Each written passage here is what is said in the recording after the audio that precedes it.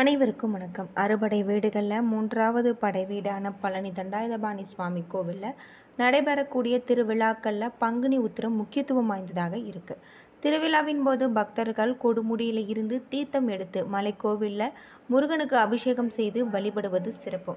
பங்குனி உத்திர நாட்களில் எப்படி விரதம் இருக்க வேண்டும், எப்படி முருகப்பெருமானை வழிபட வேண்டும் அப்படிங்கிறத பற்றி முழுமையாக தெரிஞ்சுக்கலாம். இந்த வீடியோ ரொம்பவே பயனுள்ளதாக இருக்கும். அதனால் வீடியோவை கடைசி வரைக்கும் ஸ்கிப் பண்ணாமல் பாருங்கள். இது வரைக்கும் நம்ம சேனலை நீங்கள் இன்னும் சப்ஸ்கிரைப் பண்ணலைன்னா மறக்காமல் சப்ஸ்கிரைப் பண்ணிவிடுங்க. வாங்க வீடியோக்குள்ளே போகலாம். அது மட்டும் இல்லாமல் இந்த ஆண்டுக்கான பங்குனி உத்திர திருவிழா ஏப்ரல் 5ஆம் தேதி கொடியேற்றத்துடன் தொடங்கியது.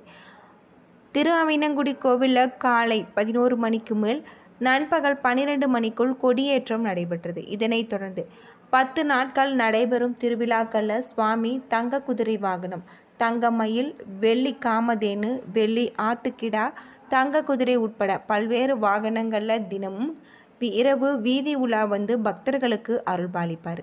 ஏப்ரல் 10ஆம் தேதி வள்ளிநாயகி அம்மன் திருமுருகன் திருக்கல்யாணம் நடைபெறுகிறது. இதனைத் தொடர்ந்து இரவு 8:30 மணிக்கு மேல் வெள்ளி ரதத்தில் மணக்கோலத்தில் சுவாமி வீதி உலா நடைபெறும் நிகழ்ச்சி நடைபெறும்.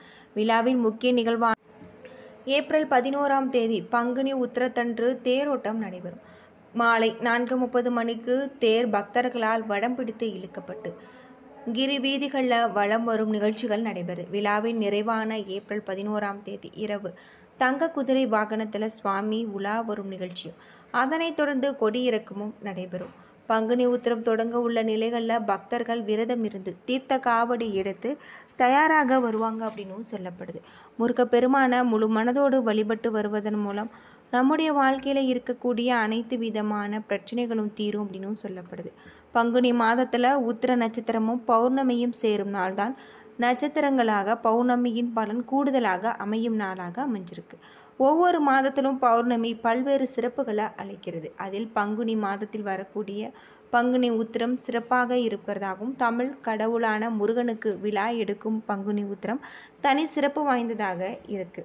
முருகப்பெருமானின் அவதார நோக்கமான சூரனை சம்காரம் செய்வதற்காக பரிசாக இந்திரன் தன் மகள்கள் தெய்வானையை முருகனுக்கு மனம் முடித்து தந்த பங்குனி உத்திர அன்றுதான் என்பதால் இத்திருமணம் நடந்த திருப்பரங்குன்றம் முருகப்பெருமானின் அறுபடை வீடுகளில் தனித்தன்மை பெற்றதாக அமைஞ்சிருக்கு.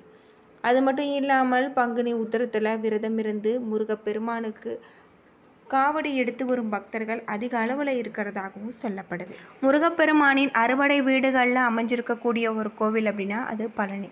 இந்த கோவில் 3வது படை வீடாக இருக்குது. இந்த தளத்தில் இருக்கக்கூடிய கோவில் 2000 ஆண்டுகள் பழமை வாய்ந்த மிகவும் பிரசித்தி பெற்றது அப்படின்னே சொல்லலாம். இங்கே இருக்கக்கூடிய முருகப்பெருமானை வழிபடுவதன் மூலம் நம்முடைய வாழ்க்கையில் இருக்கக்கூடிய அனைத்து விதமான பிரச்சனைகளும் தீரும் அப்படின்னு சொல்லப்பட்டிருக்கு. அது மட்டும் இல்லாமல் இந்த தலத்தின் மூலவர போகர் என்ற சித்தர் பிரதிஷ்டை செஞ்சிருக்கார். உற்சவர் முத்துக்குமார சுவாமி அப்படின்னே சொல்லலாம்.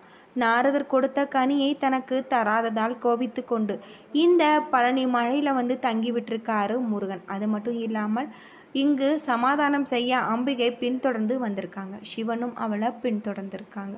முருகன் விடாபிடியாக இங்கேயே இருக்க விரும்புவதாக கூறிவிட்டிருக்காரு. அது மட்டும் இல்லாமல் பிற்காலத்தில் இந்த இடத்திற்கு முருகனுக்கு கோவில் எழுப்பப்பட்டது. குழந்தை வடிவமாக நின்றதால குழந்தை வேலாயுதர் என அழைக்கப்பட்டிருக்காரு. பலத்தின் காரணமாக முருகன் கோபித்து வந்தபோது அவரை கண்ட ஔவையார் ஆறுதல் வார்த்தைகள் கூறியிருக்காங்க.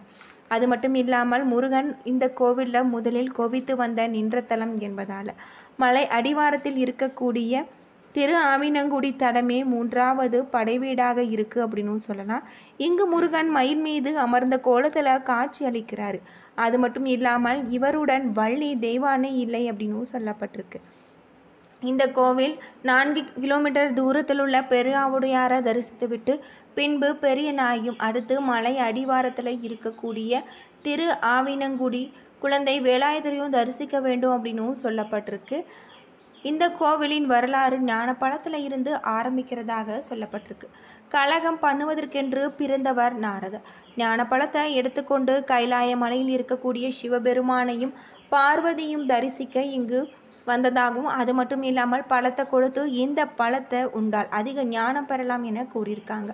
மேலும் முழு பழத்தை ஒருவரே உண்ண வேண்டும் என்ற விதி இதுவும் விதிச்சிருக்காங்க. சிவபெருமானே தன் மகன்களான முருகனுக்கும் பிள்ளையாருக்கும் பகிர்ந்தளிக்க விரும்பியிருக்கார். பின்னர் தன் மகன்களான இருவரையுமே அழைத்து உலகத்தை 3 முறை சுற்றி முதலில் வருபவர்களுக்கு ஞானப்பழம் பரிசு என்று சிவபெருமான் சொல்லியிருக்கார். அபிஷேகம் செய்தால் மருந்து வெளிவரும் என்பதை உணர்ந்து தினமும் சிலைக்கு அபிஷேகம் செய்து வழிபட்டு வந்திருக்காரு போகர். தன்னுடைய சமாதியை போகர் பழனிமலை கோவிலேயே அமைத்து கொண்டிருக்கிறதாக சொல்லப்படுது. அது மட்டும் இல்லாமல் கையில் கோளுடன் ஆண்டியை போல காட்சியளிக்கும் முருகன் சிலை நமக்கு உணர்த்துவது அனைத்தையும் துறந்தால் கடவுளை அடையலாம் என்பதுதான். இந்த கோவில் பல்வேறு சிறப்புகளை கொண்ட ஒரு கோவிலாக அமைஞ்சிருக்கு. திருவண்ணாமலை கிரிவலம் எத்தனை சிறப்பு பெற்றதோ அத்தனை சிறப்புகளும் இங்கு இருக்கிறதாக சொல்லப்படுது. குறிப்பாக அக்னி நட்சத்திர நாட்களில் இங்கு கிரிவலம் செய்வதால் சிறப்பு. அது தவிர எல்லா நாட்களிலுமே கோவிலுக்கு வரக்கூடிய ஆயிரக்கணக்கான பக்தர்கள் கிரிவலம் சுற்றிவிட்டு படியேறுவாங்க. 450 மீட்டர் உயரத்தில் உள்ள மலை கோவிலுக்கு 490 படிகள் கடந்து செல்ல வேண்டும். அது தவிர யானை பாதை என்னும் படியில்லாத வழியும் உண்டு. மலையே மருந்தாக அமைந்த பழனிமலை முருகன் கோவில் பல்வேறு சிறப்புகளை கொண்டிருக்கக்கூடியதாக இருக்குது. திரு ஆவினங்குடி தென்பொதிகை என புராண பெயர்களும் இருக்குது அப்படின்னே சொல்லலாம். தண்டாயுதபாணி விக்கிரகத்திற்கு 4 விதமான அபிஷேக பொருட்கள் மட்டும்தான் உபயோகப்படுத்தப்படுவதாகும். நல்லெண்ணெய், பஞ்சாமிர்தம், சந்தனம், விபூதி. பன்னீர் மார்கழி மாதத்தில் மட்டும் பயன்படுத்தப்படுது. இவைகளில் சந்தனம், பன்னீர் தவிர மற்ற எல்லாமே தண்டாயுதபாணியின் சிரசில் வைத்தவுடன் அகற்றுறாங்க. அதாவது முடி முதல் அடிவரை என்கின்ற அபிஷேகம் சந்தனத்துக்கும் பன்னீருக்கும் மட்டும்தான் இருக்குது. இதில் சிரசு விபூதி என்பது சித்தர் உத்தரவால் பக்தர்களுக்கு வழங்கப்படுகிற ஒரு பிரசாதம். இது கிடைப்பது மிகவும் புண்ணியம் அப்படின்னே சொல்லலாம். ஒரு நாளைக்கு 6 முறைக்கு தண்டாயுதபாணிக்கு அபிஷேகம் அலங்காரம் செய்கிறாங்க. இது 5 முதல் 7 நிமிடத்திற்குள் முடிந்துவிடும்.